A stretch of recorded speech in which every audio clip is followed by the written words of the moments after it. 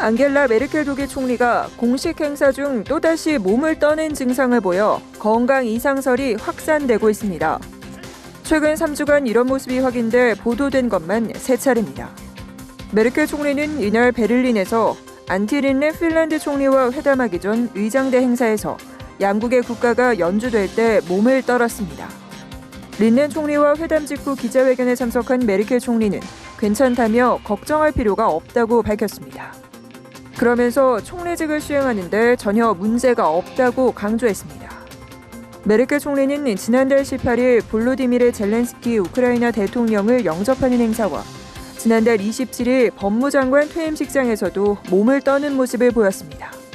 당시 총리실은 탈수 현상에 따른 것이라고 설명했고 현지 언론들은 메르켈 총리의 몸떨림이 일종의 심리적 현상으로 보인다고 보도한 바 있습니다. 폭스바겐의 멕시코 푸에블라 공장에서 일명 딱정벌레 차로 알려진 비틀의 마지막 생산 기념식이 열렸습니다. 마지막으로 생산된 비틀은 박물관으로 옮길 예정입니다. 이로써 비틀은 생산 82년 만에 역사 속으로 사라지게 됐습니다. 비틀은 1930년대 나치의 아돌프 히틀러가 국민차 생산을 지시하면서 창립된 폭스바겐의 대표작으로 독일 경제 부흥에 견인차 노릇을 했습니다. 특히 비틀은 미국 판매를 시작한 이후 엄청난 인기를 모았습니다.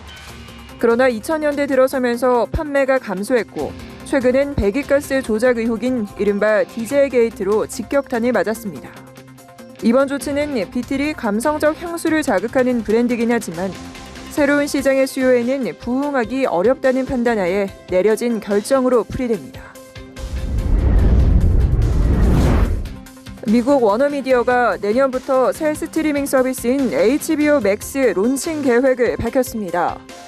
이에 따라 넷플릭스에서 서비스되고 있는 인기 드라마 프렌즈가 이쪽으로 옮겨가게 됐습니다.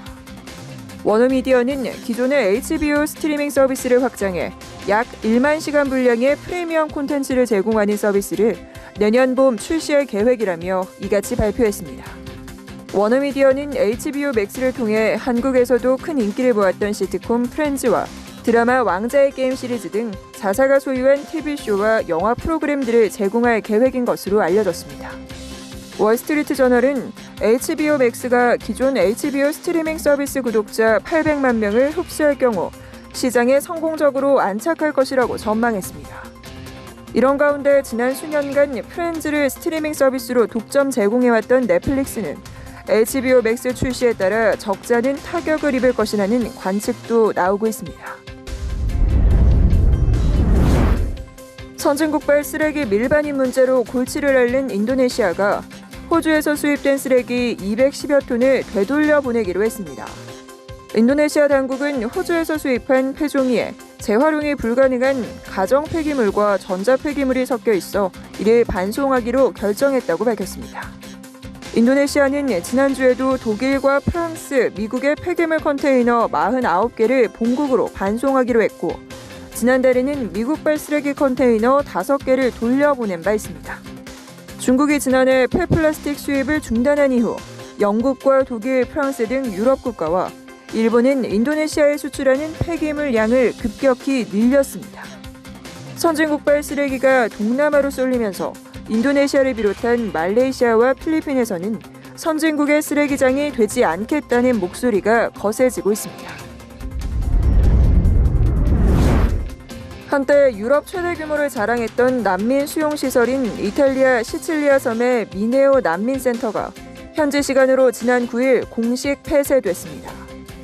강경한 반난민 정책을 주도해온 극우 정치인인 마테오 살비니 이탈리아 부총리 겸 내무장관은 우리는 꽤 많은 돈을 아끼게 됐다며 이 센터에서 일했던 노동자들을 위한 새로운 일자리를 찾기 위해 노력 중이라고 밝혔습니다.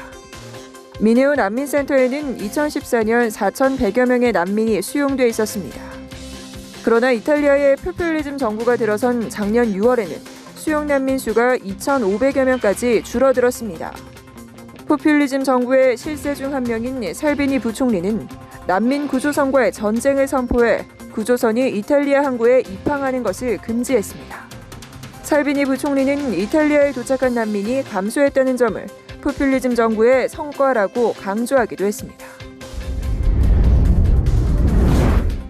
터키가 유럽연합과 그리스, 키프로스 등 주변국의 반발에도 동지중해에서 천연가스 시출을 강행할 계획입니다.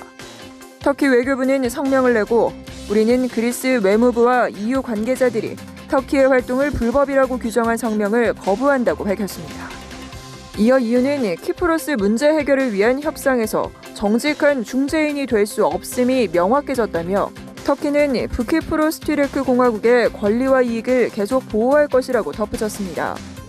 터키는 지난 5월 시추선 파티흐로 동지중해에서 천연가스 탐사 시추를 시작했고 최근 시추선 야우즈를 동지중해에 추가 투입했습니다.